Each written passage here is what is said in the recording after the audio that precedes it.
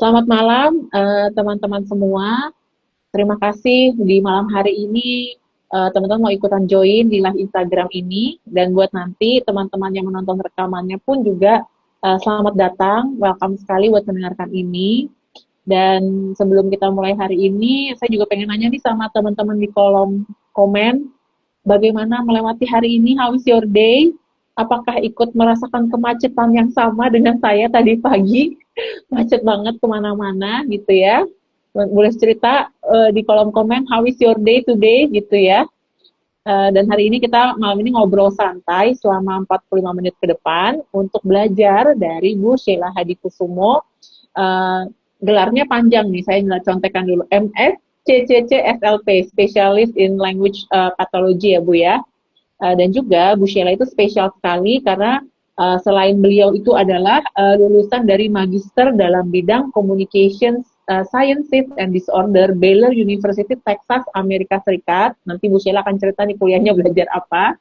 Dan juga Bu Sheila Hadikusumo ini buat yang sudah kenal di dunia terapi wicara, Bu Sheila adalah nama yang terkenal nih teman-teman ya. Jadi kalau buat yang belum tahu nanti bisa googling kiprah Bu Sheila Hadikusumo di Indonesia di bidang dunia terapi wicara, karena Bu Sheila ini sudah berpengalaman lebih dari 17 tahun sebagai speech language pathologist. Ada yang baru pernah dengar pertama kali SLP, speech language pathologist apa nih ya gitu ya, dalam menangani anak-anak dengan gangguan komunikasi, makan dan menelan. Wah, saya juga jadi belajar nih Bu, ternyata bicara itu bukan cuma sekedar mengeluarkan suara ya, tapi ada juga membantu untuk gangguan makan, menelan gitu ya, dan tuh nggak enak banget ya. Kita kalau nggak bisa makan, menelan tuh mengganggu fungsi hidup kita sekali ya sehari-hari. Dan juga Bu Sheila hari ini hadir sebagai Kepala Program Studi D4 Terapi Wicara dan Bahasa di Politeknik Bentara Citra Bangsa atau @Bentara Kampus yang Bu Sheila live Instagramnya dari akun Bentara nih. Nanti teman-teman bisa follow buat yang belum follow, dan siapa tahu dari obrolan hari ini teman-teman tertarik untuk mendaftarkan diri belajar di Bentara Kampus di bidang D4 Terapi Wicara dan Bahasa. Bisa nanti langsung join untuk pendaftaran atau bertanya lebih lanjut di akun Bentara Kampus mengenai bagaimana prosedur untuk pendaftarannya. Nah, itu mungkin dari saya. Mungkin Bu Sheila mau memperkenalkan diri atau menyapa dulu teman-teman yang ada di sini. Halo semuanya, terima kasih ya sudah meluangkan waktunya untuk sama-sama join di acara Instagram Live kali ini untuk belajar lebih lanjut lagi tentang apa sih itu terapi wicara gitu ya, area-areanya apa aja, apa yang kita pelajari, dan sama-sama kita belajar di waktu ini bersama juga dengan Ibu Anas. Seneng banget loh saya bisa ketemu sama Bu Iya, Anas saya secara juga saya juga nggak sabar pengen belajar tentang terapi wicara ini. Kalau Bu Sheila sendiri bisa jelasin nggak sebenarnya profesi terapi wicara dan bahasa itu seperti apa sih? Dan mungkin karena Bu Sheila juga belajar di Amerika, sejauh ini apakah ada perbedaan antara profesi terapi wicara di Amerika dengan di Indonesia saat ini? Tapi secara umum tentang terapis wicara itu dan bahasa tuh ngapain sih Bu kerjaannya gitu? Profesinya apa? Oke. Nah, jadi memang terapis wicara dan bahasa gitu ya. Kalau di Indonesianya berarti terapis wicara gitu ya secara Mm-mm. keprofesionalan. Itu memang adalah sebuah profesi yang menangani individu dengan gangguan komunikasi, makan ataupun juga menelan. Jadi kita itu membantu baik mulai dari anak-anak ya sampai dengan orang dewasa selama ada permasalahan di area komunikasi, makan atau menelan. Jadi misalnya nih anak kecil gitu ya yang belum ngomong. Nah, profesi kita tuh membantu untuk melihat kenapa sih gitu ya anak ini kok belum bicara? Bagaimana caranya untuk bisa meningkatkan kemampuan komunikasinya? Ada cara lain nggak sih yang harus kita coba lihat gitu ya kalau misalnya salah satu cara saja mungkin belum cukup bisa membantu anak tersebut. Nah, kemudian kita juga membantu anak-anak yang sudah menginjak usia sekolah maupun juga usia remaja. Kalau misalnya mereka punya kesulitan dalam lingkungan akademik karena kesulitan untuk memahami atau mengerti atau kesulitan untuk membaca atau menulis. Nah, kita membantu menangani populasi seperti itu. Kalau misalnya ada anak-anak yang waktu kecil cukup rentan secara kondisi medis gitu ya, baik mengalami kesulitan di area fisik, perkembangan, ataupun kesulitan di area makan dan menelan, profesi terapis wicara juga membantu menangani atau membantu mengembalikan atau membantu membuat fungsinya menjadi lebih baik. Nah, kalau misalnya di pasien-pasien dewasa misalnya yang Mm-mm. mungkin terkena stroke atau Hmm. atau ada um, permasalahan medis lainnya gitu ya, seperti Mm-mm. gangguan degeneratif. Nah, itu juga dibantu oleh terapis wicara untuk memperbaiki dan mengembalikan fungsi, terutama di area komunikasi, makan, dan menelan.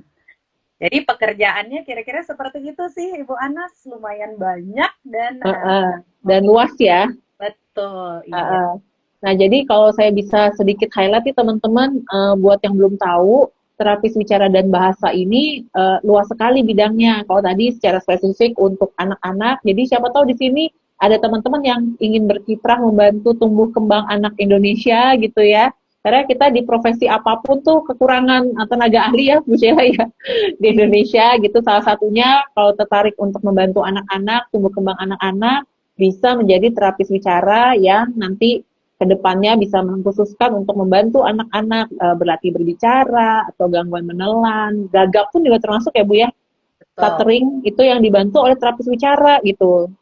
Lalu juga nanti di usia remaja gitu ya, ada yang butuh bantuan terapis wicara, bahkan sampai siapa tahu juga ada teman-teman yang tertarik membantu usia dewasa, lansia, yang mengalami stroke. By the way, sekarang yang mengalami stroke usianya lebih muda ya Bu Sheila ya, nggak cuma Iya, yang lansia. Terus kita kalau kena stroke itu kayak jadi susah lagi untuk menggerakkan mulut, untuk membuat kalimat, itu juga bagian dari terapi bicara. Maupun juga misalnya mengalami kondisi seperti demensia atau penyakit-penyakit degeneratif lainnya, orang dewasa juga bisa dibantu dengan terapi bicara dan bahasa. Jadi luas sekali bidangnya gitu ya. Dan di sini di Indonesia sendiri masih butuh nih teman-teman untuk orang-orang yang mau berkiprah di bidang ini. Nah, kalau menurut Bu Sheila sendiri, karena sudah 17 tahun lebih nih berkiprah sebagai terapis wicara dan bahasa, kira-kira apa sih pentingnya si terapis wicara ini? Atau kalau buat teman-teman yang pengen daftar nih, kira-kira butuh punya kemampuan skill apa sih untuk kita menjadi terapis wicara dan bahasa nantinya untuk membantu si kliennya? oke. Kalau dari sudut pandang saya ya, Bu Anas, nomor satu Mm-mm. punya hati ya untuk Mm-mm. membantu individu-individu yang memang membutuhkan, karena itu Mm-mm. driving force yang utama. Kita Mm-mm. punya passion ya di situ. Mm-mm. Nah, tetapi kemudian kita juga perlu untuk diperlengkapi dengan pengetahuan yang cukup. Jadi, Mm-mm. nah, kita perlu mengerti nih sebelum kita memberi intervensi, sebelum kita membantu, ini dasarnya kenapa? Ya, baik dari Mm-mm. kemampuan maupun akar permasalahan. Nah, itu yang memang akan menjadi titik utama dari pendidikan terapi bicara. Jadi memperlengkapi dan diperlengkapi gitu ya dengan pengetahuan yang cukup untuk bisa membantu mereka yang mengalami kesulitan komunikasi. Nah, karena kalau kesulitannya karena misalnya, wah permasalahan motorik, nah itu membantunya akan berbeda dengan kalau misalnya kesulitannya karena permasalahan kognitif, contohnya. Mm-mm. Nah, kemudian tentu saja yang selanjutnya adalah keterampilan nih, gitu ya. Jadi untuk menjadi seorang terapis bicara yang baik, nah kita itu harus diperlengkapi dengan keterampilan yang memang kita pelajari dan kita sebutnya evidence based gitu ya. Jadi Mm-mm. nih, jadi pada saat kita Mm-mm. ya kita akan butuh keterampilan yang cukup untuk bisa mengerti bahwa semua intervensi kita berikan itu ternyata artinya kita nggak asal gitu ya merekomendasikan Mm-mm. satu atau memberikan intervensi tanpa kita tahu ini efektif atau enggak sih, oke Mm-mm. sih, benar atau enggak gitu ya, dan dasarnya seperti apa. Nah, jadi hati, pengetahuan, keterampilan gitu ya, memang adalah hal-hal yang kita akan butuhkan untuk menjadi seorang terapis bicara. Oke, jadi butuh hati yang ingin membantu dan nanti keterampilannya diperlengkapi gitu ya. perlu ini juga nggak sih kan terapinya terapi bicara. Jadi kayak berbicaranya harus jelas, baik, lengkap kayak apa kayak mau ikut Putri Indonesia gitu atau biasa aja sebenarnya bisa gitu Bu. Ya, jadi sebenarnya pada saat kita akan mengajarkan sesuatu gitu ya kepada individu, tentu saja kalau kita mau ngajarin bahasa, mau ngajarin bicara, ya akan beneficial kalau kita menggunakan Mm-mm. keterampilan itu. Tetapi itu juga adalah sesuatu yang bisa dilatih karena tentu Hmm. pada saat kita belajar ya, maksudnya dari Mm-mm. kecil mungkin kita belajar di sekolah, kadang-kadang kita nggak sadar bahwa kita sudah menguasai nih semua keterampilan itu gitu ya. Mm-mm. Tetapi perlu untuk kita asah lebih lagi gitu. Nah, Mm-mm.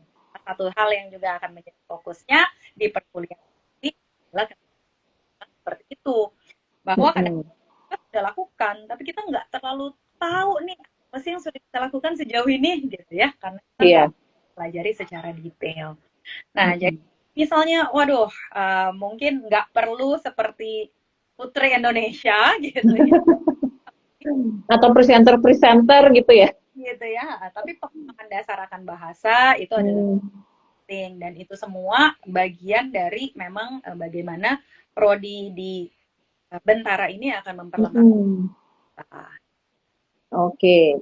Ngomong-ngomong soal prodi D4 terapi bicara dan bahasa di Bentara Kampus ini, Bu, menurut Bu Sheila tuh kenapa sih di tengah kan orang lagi bahas nih jurusan-jurusan yang lain nih gitu ya, mungkin bikin animasi, AI, teknologi, komputer, IT, ekonomi. Kenapa sih harus ada si terapi bicara di zaman now gitu? Kenapa makin urgent sampai akhirnya Bu Sheila dan Bentara Kampus tim yayasan tuh membentuk si terapi bicara ini urgensinya apa sih Bu? Mungkin orang-orang belum pada tahu gitu.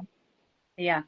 Nah, jadi di zaman yang teknologinya berkembang banget ya, Bu Ana, Mm-mm. sampai orang-orang kayaknya bilang, waduh, semua pekerjaan mungkin bisa digantikan dengan AI gitu ya. Nah, Mm-mm. kenapa butuh terapi bicara? Karena memang pada saat kita yang namanya menangani orang lain ya, gitu, kita Mm-mm. bisa menghilangkan komponen yang namanya human factor atau human touch-nya gitu. Mm-mm. Sebagai seorang terapeuta, ya, aspek ini akan selalu menjadi bagaimana kita berrelasi, berinteraksi dengan orang lain yang dengan itu. Dan pada saat kita self care gitu, nah tetap aja sih ada komponen pemahaman lingkungan akan kultur, kebutuhan, emosi, sosial, interaksi. Um, itu tidak serta semuanya bisa di zaman yang seperti ini di mana teknologi itu sangat berkembang gitu. Bentara tetap merasa bahwa yang namanya terapis wicara itu penting dan terapis wicara Mm-mm. salah satu bentuk profesi yang pada saat ini kita masih belum bisa dibeli karena tetap ada sisi di mana secara individu kita perlu memahami. Secara individu kita perlu tahu sebuah kondisi di luar dari hanya data-data yang kita masukkan gitu ya, Mm-mm. out gitu oleh program-program ini. Bisa nggak sih gitu ya pekerjaan seorang terapis bicara dibantu oleh, tapi apakah bisa dipastikan? Sepertinya sampai dengan titik ini belum, Ibu Anas. Jadi Oke. ini salah satu bagian kenapa kita mau yang namanya mengembangkan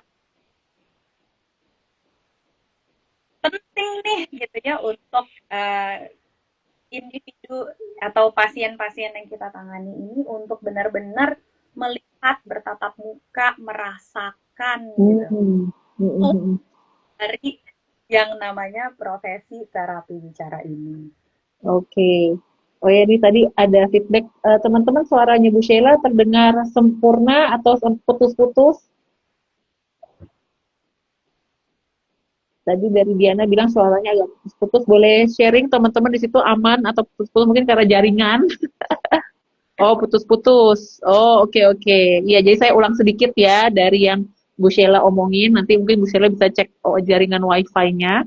Jadi Oke. yang Bu Sheila sampaikan itu justru di zaman yang makin teknologi canggih, AI, komputer, kita itu perlu tetap memasukkan unsur manusianya atau human factor. Dan di mana untuk latihan berbicara atau melihat mulut, rongga mulut, kemampuan menelan kerongkongan itu nggak bisa digantiin sama AI ya Bu Sheila ya. Jadi kalau cuman foto doang gitu bisa, tapi kayak gimana nih ngelatih langit-langitnya? Ternyata peletakan lidah saya tuh baru tahu ya belajar dari rekan terapis bicara praktek di klinik bareng tuh peletakan lidah itu menentukan prestasi ya Bu Sheila ya. Betul, Mm-mm. beberapa kondisi betul. Kayak ngomong DT coba deh teman-teman lihat di kaca atau cermin gitu atau di apa mirror selfie HP-nya gitu. Ternyata kita harus tahu meletakkan lidah yang tepat gitu ya DT gitu kan. Beberapa anak yang lagi latihan bicara saya pernah lihat tuh Bu, misalnya dia ngomong S-nya tuh bukan kayak S gini ya, tapi F. Nah, jadi salah menangkap gitu ya. Dan jadi wah ini ternyata sepenting itu dan itulah butuh manusia yang melihat, mengamati dan anak-anak juga lebih mudah belajar atau orang dewasa yang tadi ada kondisi-kondisi khusus tentu lebih mudah belajar kalau langsung berinteraksi sama manusia. Kurang lebih seperti itu ya Bu Sheila ya. Betul, iya. Hmm. Oke, sip. Iya nggak apa-apa, namanya juga kita apa live Instagram sinyal kadang suka on and off ya, apalagi habis hujan, biasa deh gitu. Terus juga tadi perlu empati dan keterampilan bisa dilatih nih gitu. Nah, kalau buat Bu Sheila sendiri, biar teman-teman di sini ada bayangan, boleh cerita nggak sih mungkin satu contoh kasus anak, remaja atau dewasa atau lansia yang awalnya kasus wicaranya seperti apa, terus Bu Sheila lakukan terapi wicara, lalu jadi seperti apa gitu, biar teman-teman di sini kebayang, oh kerjaan terapi wicara tuh kayak gini ya gitu. Oke. Nah, jadi ada beberapa case ya, gitu. Kalau yang saya tangani secara pribadi, waktu itu eh, ada case yang mungkin yang cukup perbedaannya cukup signifikan. Itu adalah salah satu pasien saya yang datang itu karena dia punya gangguan suara, gitu ya. Pada saat Hmm. aduh, jadi usianya itu sudah 52 tahun waktu itu. Mm-mm. Kemudian dia sangat struggle sekali untuk ngomong karena setiap kali Hmm. 15 menit tuh udah capek, udah. Tunggu, Dan tunggu.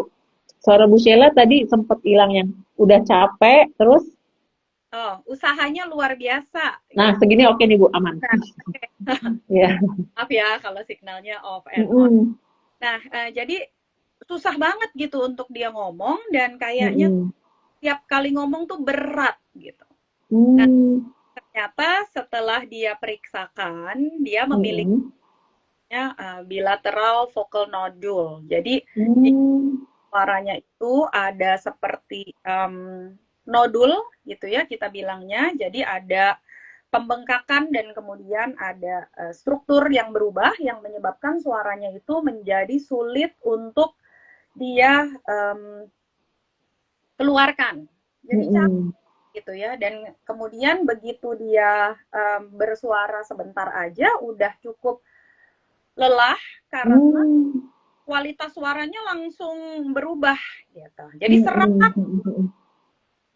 sampai kadang-kadang kalau dia ngomong itu suaranya bisa ada dua gitu kedengerannya ya. Oh, yang orang-orang biasa harus pakai aplikasi buat bikin suara dua, dia suara duanya muncul sendiri gitu ya Bu ya? Benar, muncul Oh, sendiri. Tapi jadi ngomongnya cuma bisa pendek-pendek, terus mm-mm. sampai dia lelah gitu. Nah, Mm-mm.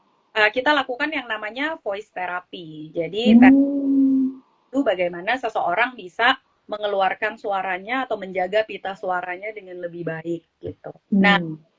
kita latih tuh gimana caranya bisa relaksasi, kapan harus tarik nafas, kapan dia harus keluarkan nafasnya, bagaimana caranya dia harus ngomong, bagaimana Mm-mm. menjaga supaya kondisi pita suaranya tetap baik. Dan itu kita lakukan selama beberapa minggu. Hmm. Atau, oke, minggu ini bagaimana dilakukan atau tidak latihan-latihannya gitu ya. Mm-mm. Banyak minum atau enggak, terus kebiasaan-kebiasaan yang lain dirubah atau tidak, dan lain sebagainya. Dan dalam waktu beberapa minggu, sekitar 1 bulan, gitu, kita Mm-mm. lihat bahwa wah kualitas suaranya sudah jauh lebih baik. Dan Oh. dia sudah bisa untuk menjaga gaya hidupnya Mm-mm. yang menurunkan yang tertentu menghilang gitu. Itu contoh untuk puasa gitu ya. Ya. Nah, kalau pasien anak itu em, lebih banyak lagi sebenarnya karena saya banyak bekerjanya dengan anak ya. Hmm. Biasanya yang datang itu mulai dari salah satu pasien saya itu ada gitu ya usianya kecil waktu dia datang dia memang belum bicara gitu. Jadi Mm-mm. juga kalau bilang adalah oh anak saya nggak ngomong, anak saya nggak Mm-mm. pasti gitu ya. Mm-mm. Nah, jadi biasanya mulai dari mengedukasi orang tua bahwa ini walaupun anaknya nggak ngomong, anaknya berkomunikasi loh dengan kita. Mm-mm. Dan kita melakukan banyak intervensi mulai dari memperbaiki profil komunikasinya, memenuhi Mm-mm. sensornya untuk kemudian Mm-mm. bisa berkomunikasi, kemudian melatih bagaimana dia bisa menggunakan kata-kata sederhana, sampai Mm-mm. akhirnya mulai bisa melabel benda, kemudian Mm-mm. mengucapkan frase-frase yang lebih panjang gitu ya. Dan Mm-mm. ini sudah masuk sekolah, anaknya sudah masuk sekolah, kemudian Mm. sistem pendidikan memang masih dengan bantuan, tetapi sudah jauh lebih fungsional baik secara sehari-hari maupun akademis untuk um, dan di dalam lingkungan dia. Oke. Dan Itu saya sih. rasa, ya, saya rasa isu belum bicara atau terlambat bicara itu lumayan jadi makin banyak ya sekarang di keseharian. Mungkin teman-teman bisa sharing juga di kolom chat kalau nanti ada yang mau bertanya nih terkait profesi terapi wicaranya gitu. Mungkin hari ini kita nggak bisa menjawab kalau pertanyaan tentang anak saya belum bicara gimana ya. Itu karena butuh banyak pemeriksaan yang dilakukan ya Bu Sheila ya. Tapi kalau misalnya profesi terapi wicaranya ini bisa dibahas di sekarang. Nah, ini udah ada yang komen Bu Sheila namanya Dela Rose 16 akunnya. Halo Bu, pekerjaan saya berkaitan dengan anak special needs. Mayoritas murid saya ini speech delay dan global delay. Diagnosanya autisme 10 sampai 25%. Hari ini aktivitas saya cukup menguras tenaga. Saya tertarik sekali sama topik ini. Ingin tertarik belajar. Gimana tanggapannya Bu Sheila? Waduh, saya secara pribadi merasa ya, semakin banyak orang yang bisa belajar mengenai topik ini, semakin baik. Karena memang kebutuhannya sangat banyak. Mm-mm. Gak heran kalau misalnya para teman-teman yang bergabung bersama kita hari ini dan bekerjanya di bidang anak gitu ya, Mm-mm. kasus di mana ada nih yang namanya kesulitan komunikasi. Jadi kalau mau belajar lebih banyak, tentu saja kita bisa bahas kali ini. Tetapi kalau misalnya tertarik nih untuk mendalami profesi ini atau pengen Mm-mm. tahu dan pengen menjadi salah satu terapis bicara di Indonesia, bisa Mm-mm. sekali bergabung dengan prodi terapi wicara dan bahasa di Bentara Kampus. Oke, kuliahnya 4 tahun ya Bu ya? Kuliahnya 4 tahun, betul Bu Anas. Dan isi kuliah Mm-mm. nanti akan ada kombinasi dari praktikum, kita akan lakukan Mm-mm. banyak, kemudian juga pengetahuannya. Mm-mm. Oke, jadi banyak prakteknya ya. Dan tadi betul sekali yang Bu Sheila bilang, aduh kalau makin banyak yang tertarik jadi terapis wicara di Indonesia, itu sangat-sangat kita butuhin. Karena tadi ada teman saya dari akun Dianisa, dari Pangkal Pinang, Dianisa GM, dia bilang, betul Bu, dibutuhkan sekali profesi terapi wicara ini. Ketersediaan dan pemerataan lokasi terapis wicara di daerah juga masih sangat kurang. Dan itu terasa sekali, kayak misalnya tempatnya Bu Dianisa ini di Pangkal Pinang. Ada yang tahu nggak Pangkal Pinang di mana? Di daerah Sumatera gitu ya. Jadi di Pulau Jawa aja itu kita sering kesulitan, apalagi daerah Sumatera, Kalimantan, Sulawesi gitu ya. Kita makin butuh ataupun daerah Jayapura, Papua, Nusa Tenggara Timur gitu ya. Nah, oke. Nah, Bu Sheila lagi apa namanya menyambung kembali untuk apa namanya koneksi jaringan internetnya. Teman-teman ada yang punya pertanyaan terkait profesi terapi wicara dan bahasa? Jadi ada profesi lain nih gitu ya, yang selain yang kita udah tahu sehari-hari, ada profesi terapi wicara dan bahasa. Saya sendiri selama 9 tahun praktik di klinik tumbuh kembang dengan terapis wicara itu sama, sama banyak sekali mendapatkan ilmu-ilmu baru, masukan, dan lebih memahami tumbuh kembang anak. Salah satunya, sambil nunggu Bu Sheila, nanti kita cek bener gak yang saya sharingin gitu ya. Bentar, oh ini Bu Sheila udah ada. Biar nanti bisa di cross check. Oke, jadi salah satu yang saya pelajari, apa namanya, itu kalau belajar ngomong nih teman-teman, huruf yang bibir ketemu bibir, PBM, itu lebih gampang buat anak-anak berlatih gitu. Jadi kenapa ngomongnya papa, mama, umi gitu ya, eh, ibu gitu ya, sapu gitu ya, itu huruf-huruf PBM biasanya di bayi atau di anak-anak, coba perhatiin kalau kita ada anak atau keponakan murid di sekitar kita, itu kalimat-kalimat dengan huruf PBM adalah kata-kata yang lebih awal diucapkan oleh anak. Karena lebih gampang bibir ketemu bibir. Itu waktu itu saya belajar dari terapis wicara yang saya bekerja bareng. Sementara kalau huruf-hurufnya tuh pakai leher belakang nih, tenggorokan, kerongkongan kayak kah, kekak, kak kan di belakang. Terus H, J, J masih tengah. K, G, G itu tuh kayak kita butuh waktu lebih lama lagi buat belajar gitu. Jadi ada tahapannya. Sementara mungkin kalau kita nggak tahu, kita berharap anaknya langsung bisa ngomong, misalnya apa ya, kaku gitu ya. Padahal kaku tuh butuh kemampuan di belakang gitu untuk dia ngomong, mengucap seperti itu. Oke. Ada nggak yang punya pengalaman lain tentang terapi bicara? Atau di sini ada yang pernah punya pengalaman orang terdekat mengalami terapi bicara dan itu sangat membantu, bisa juga di-sharingin. Di sini ada teman-teman yang pernah juga bekerja bareng sama terapis bicara, boleh sharing juga di kolom chat sambil kita nunggu Bu Sheila masuk bergabung kembali. Atau ada yang pernah mengalami di keluarganya atau diri sendiri pernah misalnya mengalami stroke atau kayak kesulitan ngomong, lalu dilatih sama terapis bicara untuk ngomong gitu. Kayak kita kadang-kadang saya pikir tuh kita suka nganggep remeh ya, take it for granted kemampuan bicara gitu ya. Ternyata untuk bicara yang baik itu juga ada terapi dan tahapannya. Iya, maaf ya Bu Anas, ini sepertinya teknologi Saya memang juga agak sudah lama. bermasalah ini. Iya, saya juga sudah lama tidak live IG, tidak apa-apa. Tadi saya lagi memberikan sedikit ilmu sotoy saya, Bu, dari pengalaman praktek sama terapis bicara. Bener nggak sih, Bu, kalau untuk tahapan bicara pada anak gitu, atau nggak tahu kalau orang yang habis stroke juga, itu harus mulai dari huruf-huruf yang bibir ketemu bibir, kayak PBM gitu, kayak papa, mama, apa, itu lebih mudah disebut dibanding huruf-huruf yang di belakang, kayak kah, eng, ha, itu kan kayak butuh di belakang gitu ya. Ada tahapan seperti itu atau gimana menurut ilmu terapi bicaranya Bu Sheila? Iya nih Bu Anas, jadi kalau kita fokusnya di produksi bunyi bicara ya, jadi Mm-mm. maksudnya kapan kita mau membentuk bunyi-bunyi tertentu. Nah, Mm-mm. biasanya memang bunyi-bunyi yang dibuatnya di depan mulut tuh, yang bibirnya Mm-mm. ketemu seperti Mm-mm. beh, beh, itu Mm-mm. memang lebih mudah untuk dibentuk. Karena memang Mm-mm. juga lebih mudah untuk kita memberikan clue ya sama Oh, anaknya untuk iya iya ngajarin iya. gitu kan.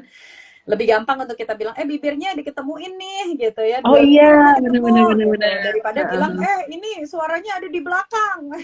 Belakang tuh Jadi yang mana ya? Gak tahu iya, di belakang anaknya. yang mana ya, benar. Iya, jadi memang Heeh. lebih lebih mudah ya gitu untuk Mm-mm. dibentuk bunyi-bunyi Iya. tersebut, betul. Dan saya juga belajar nih teman-teman, mungkin ini hal yang tabu untuk dibahas di masyarakat Indonesia. Tapi memang ada loh orang-orang yang memang pada perjalanan hidupnya itu memang tidak berbicara secara verbal. Tapi seperti yang Bu Sila sampaikan, berbicara sama berkomunikasi itu ternyata dua hal yang berbeda ya Bu ya. Kita Iya, bisa betul. melatih anak-anak, orang dewasa yang istilahnya nonverbal mungkin ya Bu ya. Mm-mm. Itu bahwa anak-anak yang ada kondisi syaraf tertentu mereka tidak bisa berbicara dengan produksi suara, tapi mereka bisa dilatih untuk tetap berkomunikasi.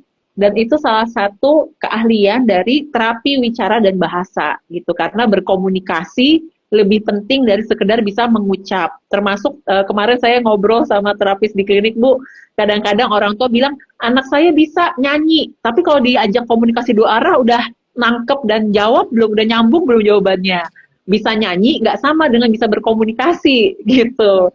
Jadi juga termasuk, oh ternyata ada anak-anak remaja yang misalnya kita pakai alat bantu komunikasi gitu ya. nama kerennya AAC, bisa di googling gitu ya, Augmentative Alternative Communication ya Bu Sheila ya. Betul, iya. Ada, jadi bahasa Indonesianya komunikasi alternatif gitu ya Bu ya. Betul, alat komunikasi augmentatif dan alternatif itu bahasa Ah, Indonesianya, betul. jadi kalau teman-teman bisa lihat kayak ada tab yang dipakai buat ditunjuk untuk membuat kalimat atau memberitahu ingin berkomunikasi apa, juga bisa pakai picture exchange communication ya Bu Sheila ya. Betul. Teks itu juga gitu. Jadi memberikan harapan di dunia ini bahwa berkomunikasi itu bukan hanya verbal, tapi pada orang-orang dengan kondisi udah nih kayaknya non verbal, tapi dia punya otak yang baik juga, itu bisa menggunakan alat-alat bantu itu yang dipelajari dalam keahlian terapi bicara. Di Indonesia mungkin nggak terlalu, kita sudah belum terlalu paham, tapi saya pernah baca cerita, mungkin nanti Bu Sheila bisa sharing ya, misalnya orang-orang di Amerika yang mereka ada spektrum autisme, terus mereka juga nonverbal autismenya, umur 28 tahun bisa bikin novel loh. Gitu. Teman-teman mungkin belum tentu udah bikin novel nih walaupun kita bisa bicara ya. Tapi karena dilatih dengan alat bantu komunikasi walaupun dia nonverbal tapi otaknya jalan, itu dia bisa membuat karya, dia buat puisi, buat novel gitu ya, buat biografi. Jadi ada hal-hal yang lebih terbuka dengan alat bantu komunikasi ini. Gimana Bu, dari sharing Ibu sebagai terapis bicara tentang penggunaan alat bantu komunikasi untuk meningkatkan kualitas hidup manusia nih?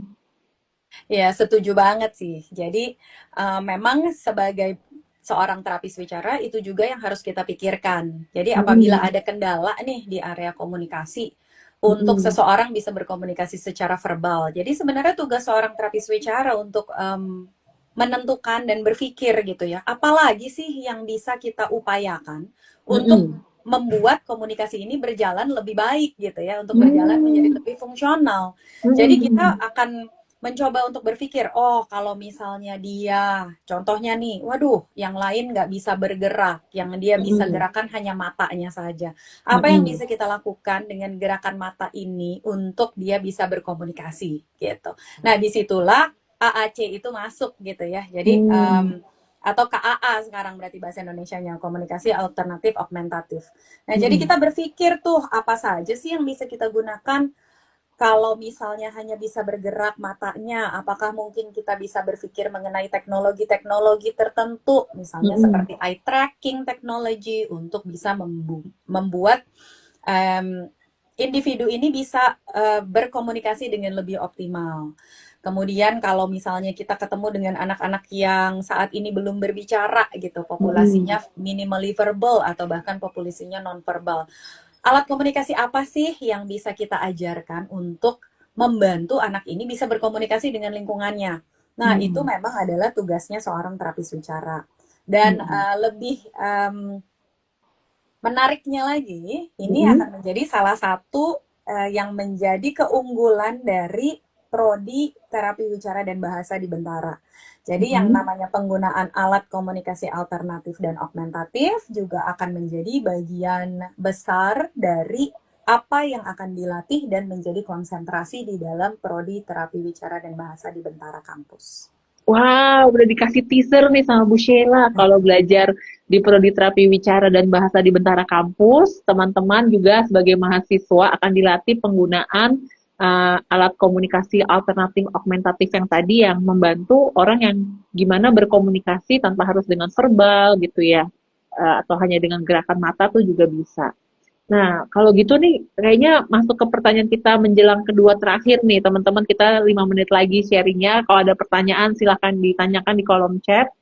Menurut Bu Sheila, prospek profesi terapi wicara dan bahasa di Indonesia nih, seperti apa sih di saat ini dan mungkin 5 tahun ke depan? Karena ujung-ujungnya kita berkuliah, ingin juga punya kesejahteraan yang baik lah ya, untuk profesi, maksudnya bisa hidup dari profesi ini. Sering kan ya, teman-teman mungkin ngalamin juga kuliahnya apa, kerjanya beda bidang gitu ya. Kita pengen kuliahnya udah terapi bicara, udah berjuang 4 tahun, bisa dong kita bekerja hidup dengan prospek profesi terapi bicara. Gimana nih Bu prospeknya di saat ini dan 5 tahun ke depan?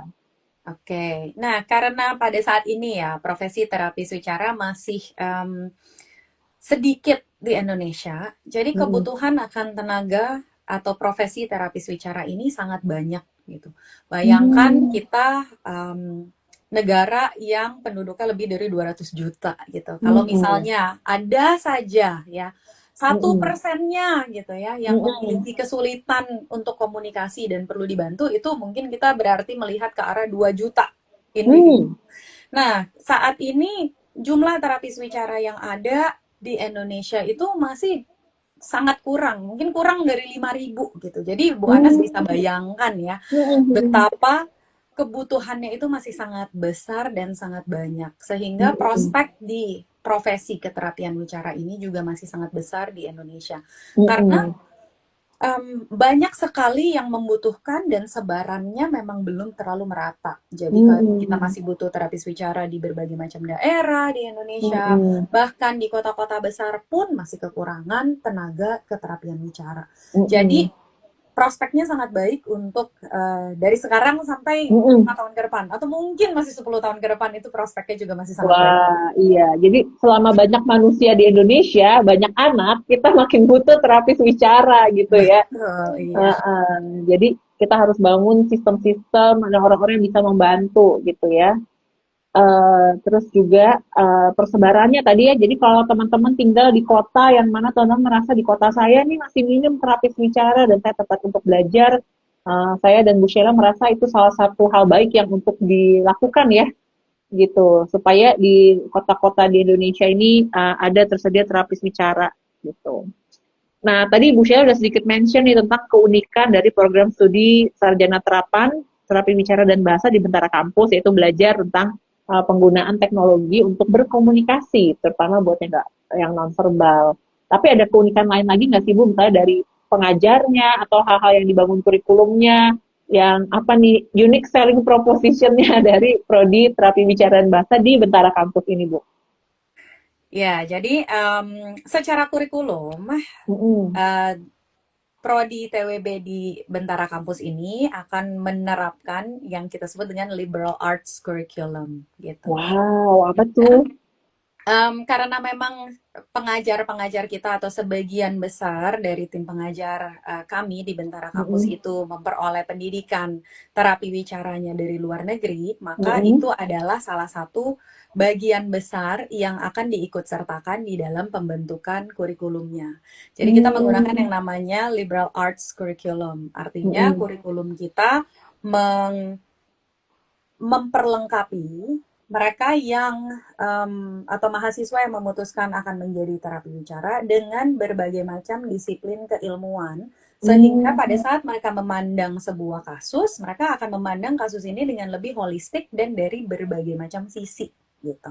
Di mana kita Wow. memperlengkapi bukan hanya dengan keilmuan terapi bicaranya sendiri, Mm-mm. tetapi kita memperlengkapi mahasiswa kita untuk bisa melihat dari berbagai macam aspek. Jadi mulai Hmm. dari aspek um, sosialnya, mulai dari Mm-mm. aspek psychologicalnya, kemudian Mm-mm. mulai dari aspek artnya gitu ya, mulai Hmm. dari aspek um, uh, biological sciences-nya, social Mm-mm. sciences-nya. Nah, itu semua akan menjadi bagian penting gitu ya.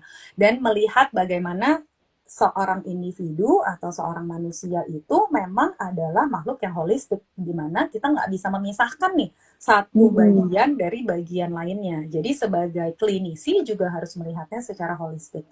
Nah, itu Hmm. yang kita inginkan bisa dicapai dengan kurikulum yang sifatnya memang lebih ke arah liberal arts education ini. Nah, kemudian dari sisi pengajarnya, memang seperti yang tadi saya sempat katakan bahwa tim pengajar inti kami adalah terapis-terapis wicara yang banyak atau sudah memperoleh pendidikan dari luar negeri. Jadi ilmu itu juga yang ingin dibawa di dalam Bentara Kampus. Sehingga Hmm. jumlah mahasiswa Bentara memang akan kecil, Bu Anas gitu. Mm-mm. Kenapa? Karena kami sendiri pada saat belajar gitu ya, waktu kita semua dosen-dosennya belajar di luar negeri, itu pada saat kita mengambil prodinya itu biasanya di dalam satu prodi tidak lebih dari 30 gitu. Hmm. Kenapa? Karena memang ya prodi terapi wicara ini akan menekankan pada kompetensi. Mm-mm. Bagaimana seorang terapis akan bisa untuk melihat balik lagi satu individu secara utuh Mm-mm. berpikir mengenai kondisinya, kemudian melihat ulang apakah intervensi yang diberikan tepat atau tidak, bisa mengkoreksi, bisa mengevaluasi, dan itu akan Mm-mm. butuh memang bimbingan yang cukup intens. Jadi, Kebayang. betul. Jadi memang Mm-mm. itu adalah salah satu keunikan ya mungkin dari Mm-mm. prodi TWB di Bentara Kampus, di mana kita Mm-mm. memang jumlahnya kecil, kemudian memang fokusnya lebih pada penguasaan kompetensi dan kemampuan untuk bisa berpikir kritis mengenai Mm-mm. seorang individu dengan mempertimbangkan yang tadi eh, Semua aspeknya ya. holistiknya, betul, Mm-mm. semua aspeknya. Jadi sebagai Mm-mm. terapis bicara nggak boleh cuman hanya melihat komunikasinya terus gitu ya, tanpa mempertimbangkan area yang lain. Iya. Karena area yang lain ini berdampak pada keberhasilan komunikasi. Dan fokus Wow. kita adalah mengajarkan seorang terapis bicara untuk bisa meningkatkan dan membentuk yang namanya komunikasi fungsional. Di Hmm. mana seorang individu yang memiliki gangguan komunikasi ini bisa berkomunikasi secara fungsional dengan lingkungannya. Mm-mm. Bagaimana sih kelihatannya gitu ya? Mm-mm. Jadi mungkin ada um, profesional-profesional yang mungkin kan ada yang fokusnya, waduh pokoknya bagaimanapun juga kita perbaiki ini bicaranya gitu ya. Nah, kalau Hmm. fokusnya di prodi terapi wicara dan bahasa di Bentara adalah bagaimana individu ini bisa berkomunikasi dengan lebih fungsional. Karena kalau Hmm. kita cuma bisa ngomong, Mm-mm. tapi kita nggak bisa meminta misalnya, maka apa yang bisa kita keluarkan menjadi sesuatu yang tidak fungsional, tidak kita Mm-mm. gunakan dalam kehidupan sehari-hari. Iya, Nah, betul betul. mahasiswa di prodi TWB itu nanti akan difokuskan pada membangun yang namanya komunikasi fungsional. Kalau bisa Hmm. secara verbal, kita tingkatkan verbalnya. Kalau Mm. bisa secara verbal, kita cari bagaimana caranya supaya individu yang memiliki gangguan komunikasi ini balik lagi bisa berkomunikasi dengan lebih fungsional. Wah, mantap sekali. Nah, ini ada dua pertanyaan terakhir sebelum kita tutup. Yang pertama pertanyaannya berapa lama program studi terapi bicara nih 4 tahun. Tadi mungkin belum sempat dengar ya Bu Sheila ya 4 tahun dan banyak praktikum dan kelasnya relatif kecil maksimal 30. Terus ada pertanyaan nih Bu Sheila, permisi Kak, untuk lulusan sarjana psikologi apakah bisa mengambil profesi terapi bicara? Gimana Bu? Oke, kalau dari Prodi TWB kita terbuka sebenarnya untuk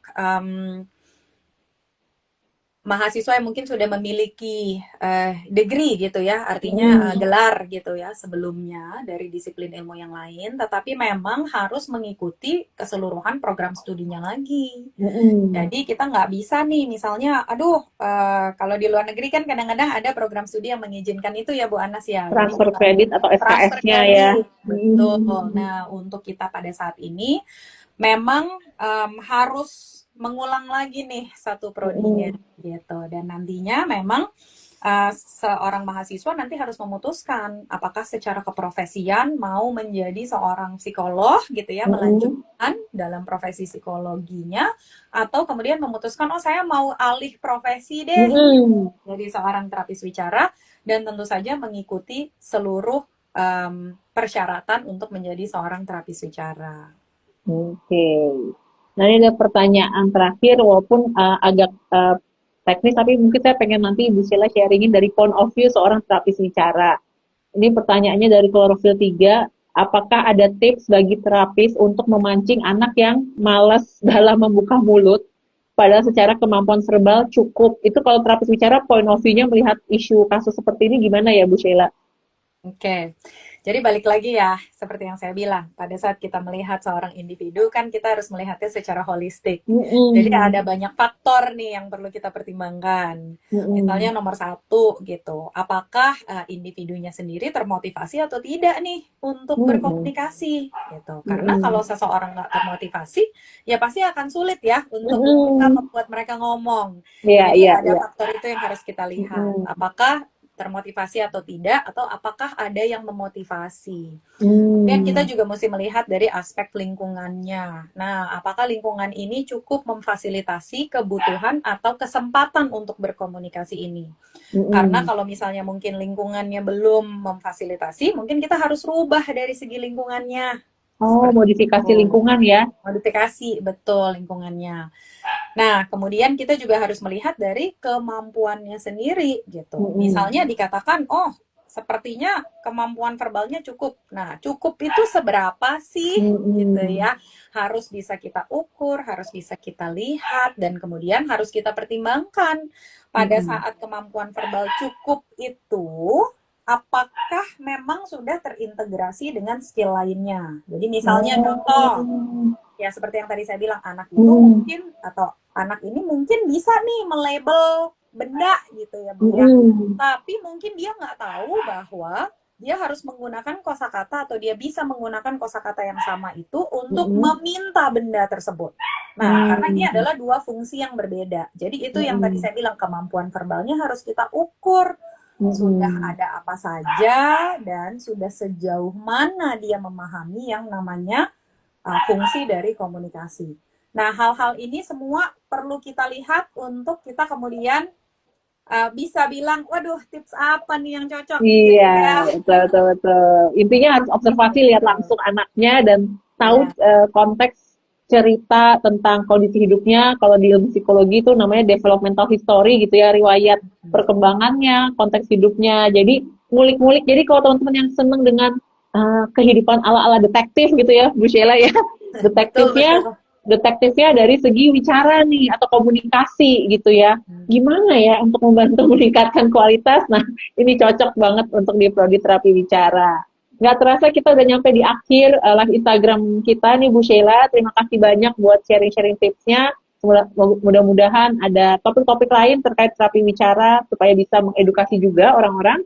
Mungkin dari Bu Sheila ada tips atau ada pesan-pesan terakhir terkait perkenalan profesi terapis wicara dan bahasa dan juga prodi TWB di Betara Kampus ini. Silahkan. Oke. Kalau untuk saya, profesi terapis wicara itu adalah profesi yang sangat-sangat rewarding.